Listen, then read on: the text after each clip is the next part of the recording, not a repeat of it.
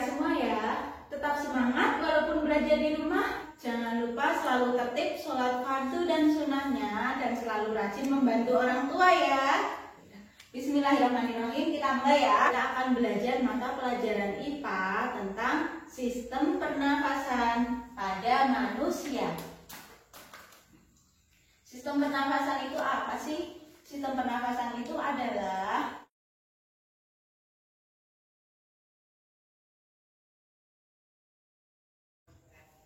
anak-anak sekalian, mari kita simak organ pernafasan manusia.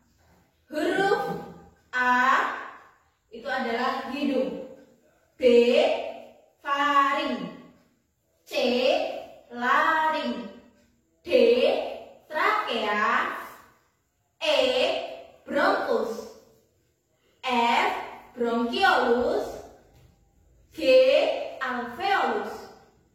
Angka 1 menunjukkan pleura. 2 otot-otot antar tulang rusuk. 3 yaitu diafragma. Ustazah ulangi satu persatu. A hidung, B faring, C laring, D trakea, E bronkus, F bronkiolus, G alveolus. 1 pleura, 2 otot-otot antar tulang rusuk, 3 diafragma. Sudah hafal ya? Hifala TB 2A, hidung faring laring, trakea bronkus bronkiolus alveolus. Sudah hafal ya? Sip. Baik, kita masuk ke pembahasan yang berikutnya adalah fungsi masing-masing organ pernafasan. Pertama yaitu hidung, berfungsi sebagai jalur masuknya oksigen dan jalur keluarnya karbon dioksida dan uap air. Ya, yang masuk adalah oksigen, yang keluar adalah karbon dioksida dan uap air.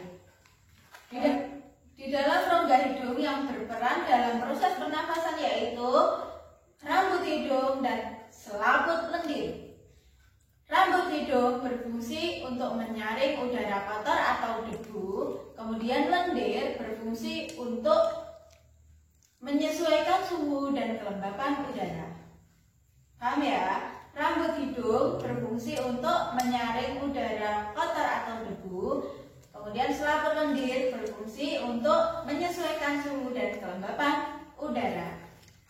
Kemudian udara dibawa ke faring.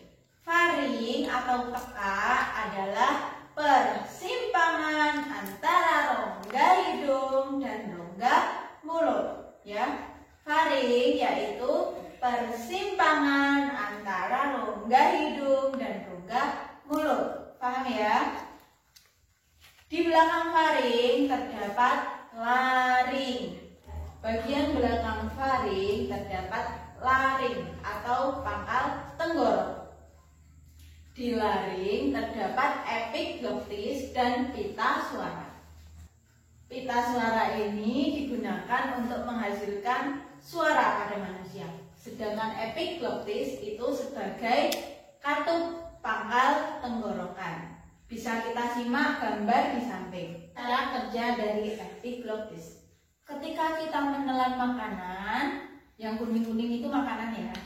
Ketika kita menelan makanan, epiglottis menutup sehingga makanan tidak kesasar ke trakea atau tenggorokan, ya. Kan makanan harusnya ke kerongkongan lalu ke lambung, gitu ya. Nah, ketika kita bernafas, maka epiglottisnya membuka sehingga udara bisa diteruskan ke trakea lalu ke paru-paru. Paham ya? Ketika kita menelan makanan, epiglottis menutup. Ketika kita bernafas, epiglottis membuka, gitu ya? Paham. Kemudian udara masuk ke dalam trakea.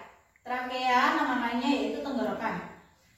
Trakea adalah penghubung antara rongga hidung dengan paru-paru, ya. Trakea terbentuk dari cincin tulang rawan yang berbentuk seperti gelang, kemudian tersusun membentuk bentuk pipa panjangnya sekitar 10 cm meter. Trakea bercabang dua membentuk bronkus. Jadi bronkus adalah percabangan dari trakea.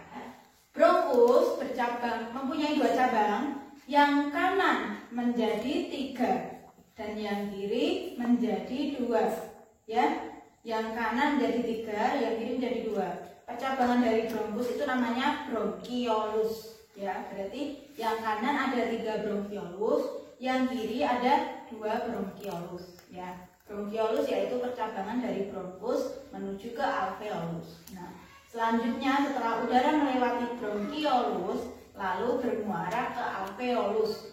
Alveolus adalah muara dari bronkiolus. Permukaan alveolus itu diselubungi oleh kapiler-kapiler darah yang berfungsi sebagai tempat pertukaran ion antara oksigen dan karbon dioksida secara difusi. Kemudian paru-paru. Paru-paru itu terdiri dari 2 bagian, kanan dan kiri. Kanan ada 3 gelambir, sedangkan yang kiri ada 2 gelambir. Paru-paru berbentuk seperti spons yang dibungkus oleh pleura. Pleura yaitu selaput tipis yang membungkus paru-paru yang berfungsi untuk melindungi paru-paru. Yang selanjutnya yaitu otot-otot antar tulang rusuk.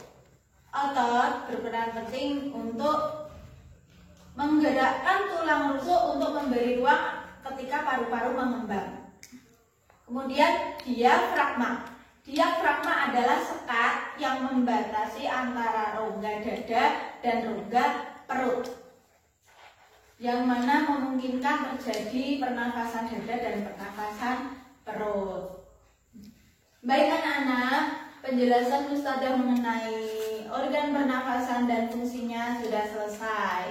Semoga dimudahkan dalam memahaminya ya. Baik, sekian dari Ustadzah Nia. Assalamualaikum warahmatullahi wabarakatuh.